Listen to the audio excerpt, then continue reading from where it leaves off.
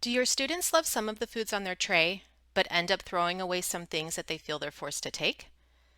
The Offer versus Serve model, or OVS for short, allows students to decline some of the foods offered for lunch and breakfast. The goals of OVS are to allow students to choose what they want to eat, which helps to reduce food waste, but still have a reimbursable meal that provides them with essential nutrition and your district with important funding. The USDA school meal programs have specific requirements for meals served in order for the district to receive funding for providing that meal. We call meals that meet the USDA requirements reimbursable meals. So let's talk more about reimbursable meals under OVS. First, we have to understand components and items. A component is one of the 5 food groups that makes up the meal pattern. The 5 components are milk, fruits, vegetables, grains, and meat alternates. An item is a specific food offered within a component. For example, grains are a component, and a hamburger bun is an item within that component. If you're helping to serve students or working the point of service in a cafeteria operating Offer versus Serve meal service, you need to know the items and the components of the meal. Reach out to the kitchen manager if anything is unclear. Let's take a look at some examples of Offer versus Serve at lunch. When looking for a reimbursable meal at lunch, it's all about the components. At lunch, students can decline up to 2 components and still have a reimbursable meal. Students must select 3 out of the 5 components offered in the planned serving, including at least a 1/2 cup serving of fruit and/or vegetable for the meal to be eligible for reimbursement. Let's take a look at a planned menu and some trays that students selected and see if they meet the requirements for a reimbursable meal. This menu is planned with spaghetti with meat sauce, which consists of both meat alternate and grains, 1/2 cup of green beans, 1 cup of salad, 1 cup of grapes, and a carton of milk. How many components are on this tray? That's right, 5. Is this a reimbursable meal? It is. The planned menu includes all 5 of the required lunch components.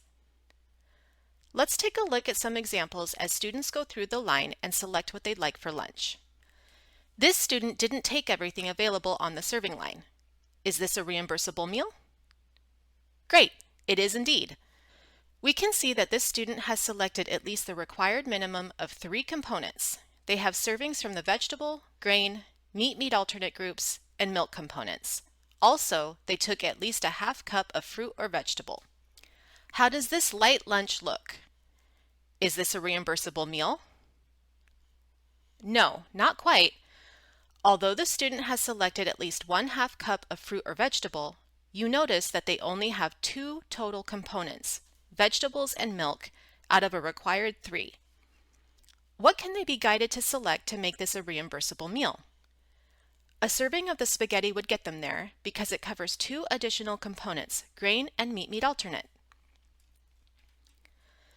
Let's look at the menu on a different day. The planned menu here is 1 cup of blueberries, a fruit component, 1/4 cup of celery, a vegetable component, 1/2 cup of peas, another vegetable, a slice of pizza which contains both grain and meat alternate components, and a carton of milk. This tray is, of course, a reimbursable meal. It's easy to see the minimum of 3 components and at least 1/2 cup of fruit and/or vegetable. This student has taken the celery, which is a 1/4 cup of vegetable, the pizza, which contains grain and meat alternate components. Is this a reimbursable meal?